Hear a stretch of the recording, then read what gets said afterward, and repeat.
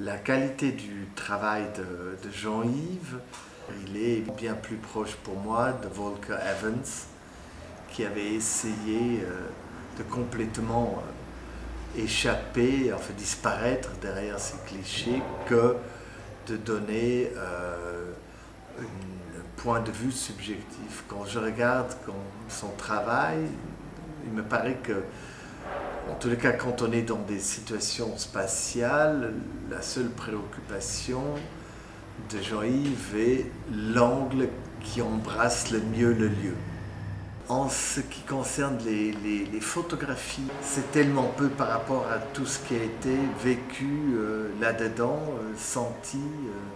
On n'a pas d'idée de la température qui fait là-dedans, on n'a pas d'idée de la nuisance du voisin de cellule ou tout le contraire. On n'a aucune...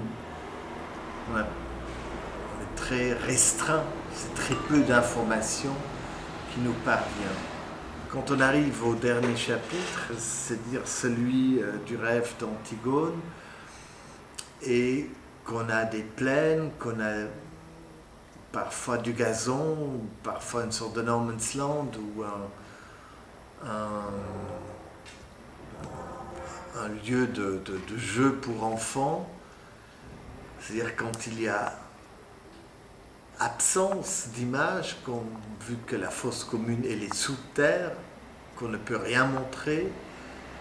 Si on suit des historiens d'art, par exemple comme Hans Belting, d'autres anthropologues, qui disent qu'au fond, la première image, les premières images de l'humanité, que l'humanité a fabriquées,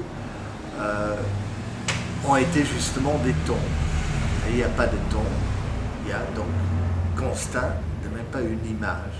Tel travail, comme Jean-Yves l'a entrepris, le livre est la forme idéale parce qu'il est aussi celui qui ne voyage pas seulement le mieux à travers l'espace, mais aussi le mieux à travers le temps.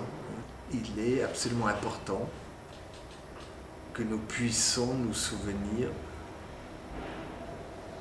de ces horreurs qui ont été commises à la veille de la Deuxième Guerre mondiale en Europe.